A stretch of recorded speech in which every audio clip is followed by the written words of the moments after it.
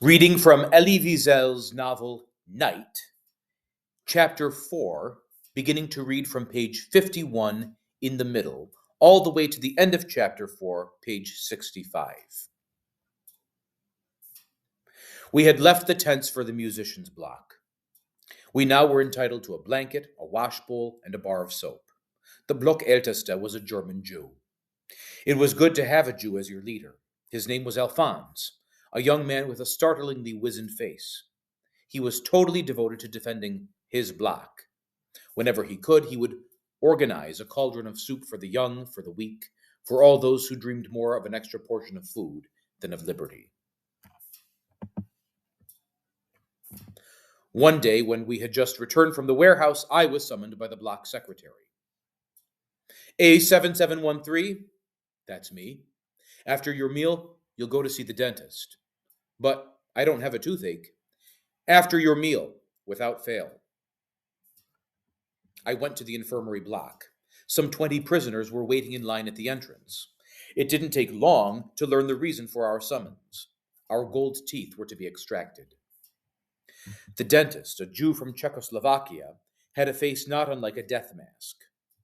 When he opened his mouth, one had a ghastly vision of yellow, rotten teeth.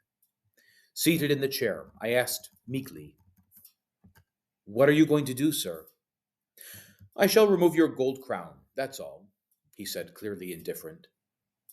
I thought of pretending to be sick. "Couldn't you wait a few days, sir? I don't feel well. I have a fever." He wrinkled his brow, thought for a moment, and took my pulse. "All right, son. Come back to see me when you feel better. But don't wait for me to call you." I went back to see him a week later, with the same excuse. I still was not feeling better. He did not seem surprised, and I don't know whether he believed me. Yet he most likely was pleased that I had come back on my own, as I had promised. He granted me a further delay. A few days after my visit, the dentist's office was shut down. He had been thrown into prison and was about to be hanged. It appeared that he had been dealing in the prisoner's gold teeth for his own benefit. I felt no pity for him. In fact, I was pleased with what was happening to him. My gold crown was safe. It could be useful to me one day to buy something, some bread, or even time to live. At that moment in time, all that mattered to me was my daily bowl of soup, my crust of stale bread. The bread, the soup. Those were my entire life. I was nothing but a body. Perhaps even less, a famished stomach. The stomach alone was measuring time. In the warehouse, I often worked next to a young Frenchwoman. We did not speak. She did not know German, and I did not understand French. I thought she looked Jewish, though she passed for Aryan. She was a forced labor inmate. One day, when Edek was venting his fury, I happened to cross his path. He threw himself on me like a wild beast, beating me in the chest, on my head, throwing me to the ground and picking me up again, crushing me with ever more violent blows until I was covered in blood. As I bit my lips in order not to howl with pain, he must have mistaken my silence for defiance, and so he continued to hit me harder and harder. Abruptly, he calmed down and sent me back to work as if nothing had happened, as if we had taken part in a game in which both roles were of equal importance. I dragged myself to my corner. I was aching all over. I felt a cool hand wiping the blood from my forehead. It was the French girl. She was smiling her mournful smile as she slipped me a crust of bread. She looked straight into my eyes. I knew she wanted to talk to me, but that she was paralyzed with fear. She remained like that for some time, and then her face lit up, and she said in almost perfect German, "Bite your lips, little brother. Don't cry. Keep your anger, your hate for another day, for later. The day will come, but not now. Wait. Clench your teeth and wait." Many years later in Paris, I sat in the metro, reading my newspaper. Across the aisle, a beautiful woman with dark hair and dreamy eyes. I had seen those eyes before. "Madam, don't you recognize me?" "I don't know you, sir." "In 1944, you were in Poland, in Buna, weren't you?" "Yes, but—" "You worked in a depot, a warehouse for electrical parts." "Yes," she said, looking troubled. And then, after a moment of silence, "Wait, I do remember. Edek, the capo, the young Jewish boy, your sweet words." We left the metro together and sat down at a cafe terrace. We spent the whole evening reminiscing. Before parting, I said, "May I ask one more question?" "I know what it is. Am I Jewish?" "Yes, I am. From an observant family. During the occupation, I had false papers and passed as Aryan, and that was how I was assigned to a forced labor unit. When they deported me to Germany, I eluded being sent to a concentration camp. At the depot, nobody knew that I spoke German. It would have aroused suspicion. It was imprudent of me to say those few words to you, but I knew that you would not betray me. Another time, we were loading diesel motors onto freight cars under the supervision of some German soldiers. Edek was on edge. He had trouble restraining himself. Suddenly, he exploded. The victim this time was my father. "You old loafer," he started yelling. "Is this what you call working?" And he began beating him with an iron bar. At first, my father simply doubled over under the blows, but then he seemed to break in two, like an old tree struck by lightning. I had watched it all happening without moving. I kept silent. In fact, I thought of stealing away in order not to suffer the blows.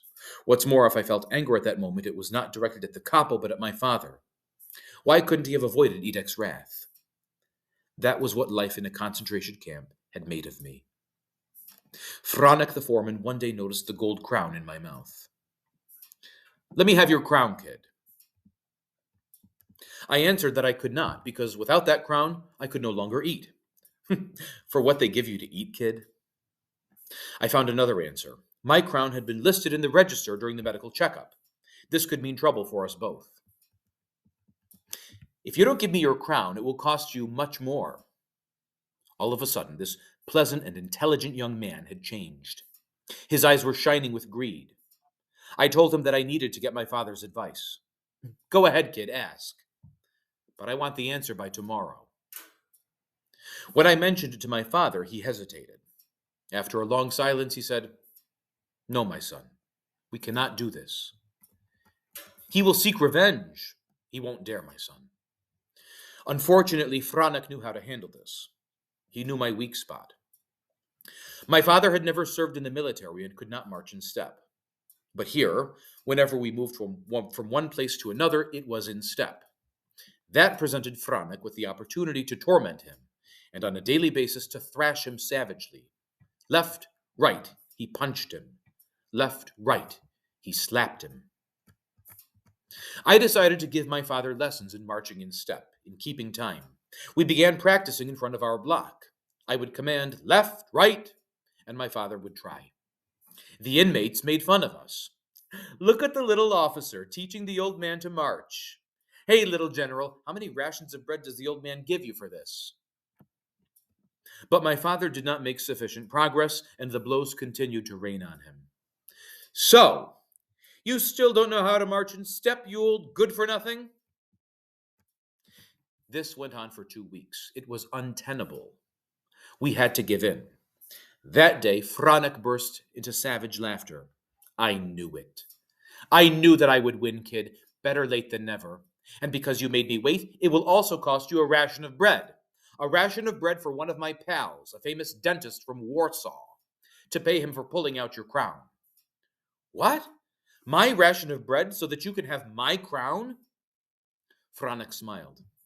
"What would you like? That I break your teeth by smashing your face?"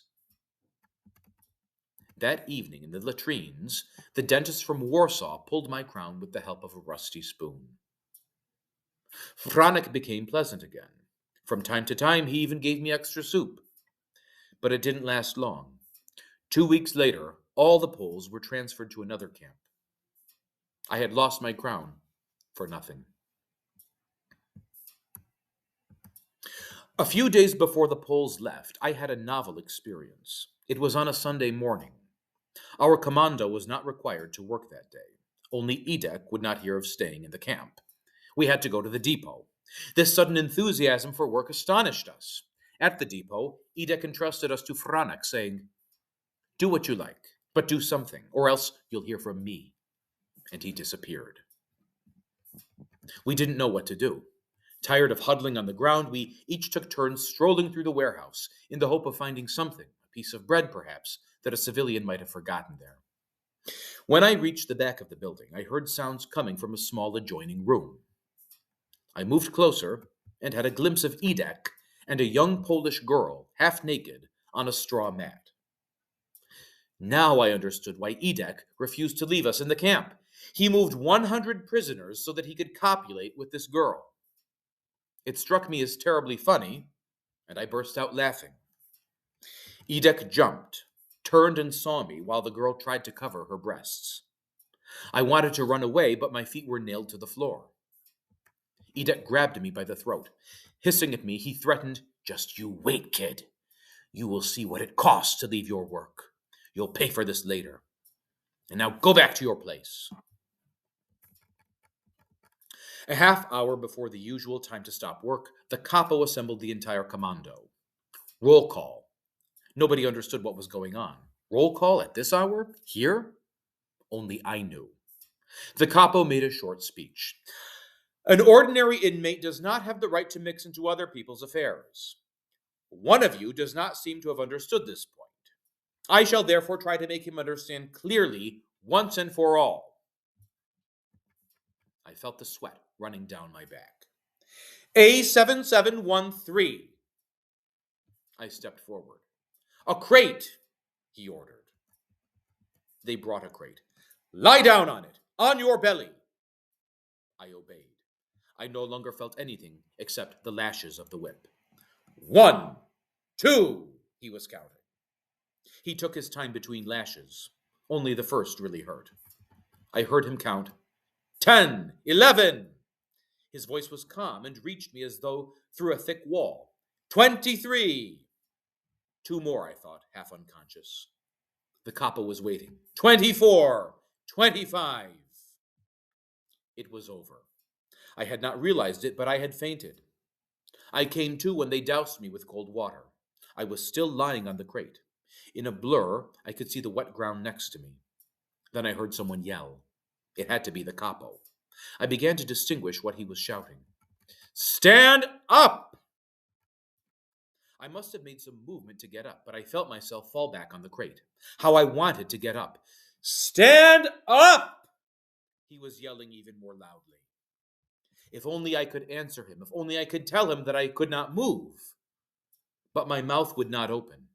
At Edek's command, 2 inmates lifted me and led me to him. "Look me in the eye!" I looked at him without seeing him. I was thinking of my father. He would be suffering more than I. "Listen to me, you son of a swine," said Edek coldly. "So much for your curiosity. You shall receive 5 times more if you dare tell anyone what you saw. Understood?" I nodded, once, 10 times, endlessly, as if my head had decided to say yes for all eternity. One Sunday, as half of our group, including my father, was at work, the others, including me, took the opportunity to stay and rest. At around 10 o'clock, the sirens started to go off. Alert. The Blockerteste gathered us inside the blocks, while the SS took refuge in the shelters. As it was relatively easy to escape during an alert, the guards left the watchtowers and the electric current in the barbed wire was cut, the standing order to the SS was to shoot anyone found outside his block. In no time, the camp had the look of an abandoned ship. No living soul in the alleys. Next to the kitchen, 2 cauldrons of hot, steaming soup had been left untended. 2 cauldrons of soup. Smack in the middle of the road. 2 cauldrons of soup with no one to guard them. A royal feast going to waste. Supreme temptation. Hundreds of eyes were looking at them, shining with desire. 2 lambs with hundreds of wolves lying in wait for them. 2 lambs without a shepherd, free for the taking. But who would dare? Fear was greater than hunger. Suddenly we saw the door of Block 37 open slightly. A man appeared, crawling snake-like in the direction of the cauldrons. Hundreds of eyes were watching his every move. Hundreds of men were crawling with him, scraping their bodies with his on the stones. All hearts trembled, but mostly with envy. He was the one who had dared. He reached the first cauldron. Hearts were pounding harder. He had succeeded. Jealousy devoured us, consumed us. We never thought to admire him. Poor hero committing suicide for a ration or two or more of soup. In our minds, he was already dead. Lying on the ground near the cauldron, he was trying to lift himself to the cauldron's rim. Either out of weakness or out of fear, he remained there, undoubtedly to muster his strength. At last, he succeeded in pulling himself up to the rim. For a second, he seemed to be looking at himself in the soup, looking for his ghostly reflection there. Then, for no apparent reason, he let out a terrible scream, a death rattle such as I had never heard before, and with open mouth thrust his head toward the still steaming liquid. We jumped at the sound of the shot. Falling to the ground, his face stained by the soup, the man writhed a few seconds at the base of the cauldron, and then he was still. That was when we began to hear the planes. Almost at the same moment, the barrack began to shake. "They're bombing the Buna factory," someone shouted. I anxiously thought of my father, who was at work. But I was glad, nevertheless, to watch that factory go up in flames. What revenge! While we had heard some talk of German military defeats on the various fronts, we were not sure if they were credible. But today, this was real. We were not afraid, and yet if a bomb had fallen on the blocks, it would have claimed hundreds of inmates' lives. But we no longer feared death. In any event, not this particular death. Every bomb that hit filled us with joy, gave us renewed confidence. The raid lasted more than an hour. If only it could have gone on for 10 times 10 hours. Then once more there was silence. The last sound of the American plane dissipated in the wind, and there we were in our cemetery. On the horizon we saw a long trail of black smoke. The sirens began to wail again, the end of the alert. Everyone came out of the blocks. We breathed in air filled with fire and smoke, and our eyes shone with hope. A bomb had landed in the middle of the camp near the Appelplatz, the assembly point, but had not exploded. We had to dispose of it outside the camp. The head of the camp, the Lagerälteste, accompanied by his aide and by the chief capo, were on an inspection tour of the camp. The raid had left traces of great fear on his face. In the very center of the camp lay the body of the man with soup stains on his face, the only victim. The cauldrons were carried back to the kitchen. The SS were back at their posts in the watchtowers behind their machine guns. Intermission was over. An hour later, we saw the commandos returning in step as always. Happily, I caught sight of my father. Several buildings were flattened, he said, but the depot was not touched. In the afternoon, we cheerfully went to clear the ruins. 1 week later, as we returned from work, there in the middle of the camp, in the Appelplatz, stood a black gallows. We learned that soup would be distributed only after roll call, which lasted longer than usual. The orders were given more harshly than on other days, and there were strange vibrations in the air. "Caps off!" the Lagerälteste suddenly shouted. 10,000 caps came off at once. "Cover your heads!" 10,000 caps were back on our heads at lightning speed. The camp gate opened. An SS unit appeared and encircled us, one SS every 3 paces. The machine guns on the watchtowers were pointed toward the Appelplatz. "They're expecting trouble," whispered Juliak. 2 SS were headed toward the solitary confinement cell. They came back, the condemned man between them. He was a young boy from Warsaw, an inmate with 3 years in concentration camps behind him. He was tall and strong, a giant compared to me. His back was to the gallows, his face turned toward his judge, the head of the camp. He was pale but seemed more solemn than frightened. His manacled hands did not tremble. His eyes were coolly assessing the hundreds of SS guards, the thousands of prisoners surrounding him. The Lagerälteste began to read the verdict, emphasizing every word. "In the name of Reichsfuhrer Himmler, prisoner number stole during the air raid. According to the law, prisoner number is condemned to death. Let this be a warning and an example to all prisoners." Nobody moved.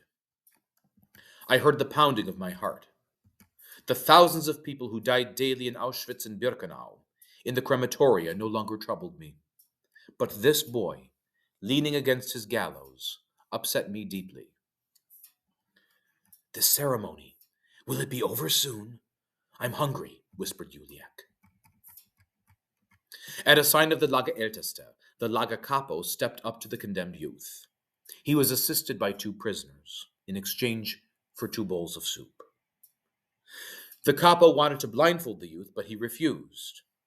After what seemed like a long moment, the hangman put the rope around his neck. He was about to signal his aides to pull the chair from under the young man's feet when the latter shouted, in a strong and calm voice, "Long live liberty! My curse on Germany! My curse! My—" The executioner had completed his work. Like a sword, the order cut through the air. "Caps off!" 10,000 prisoners paid their respects. "Cover your heads!" Then the entire camp, block after block, filed past the hanged boy and stared at his extinguished eyes, the tongue hanging from his gaping mouth.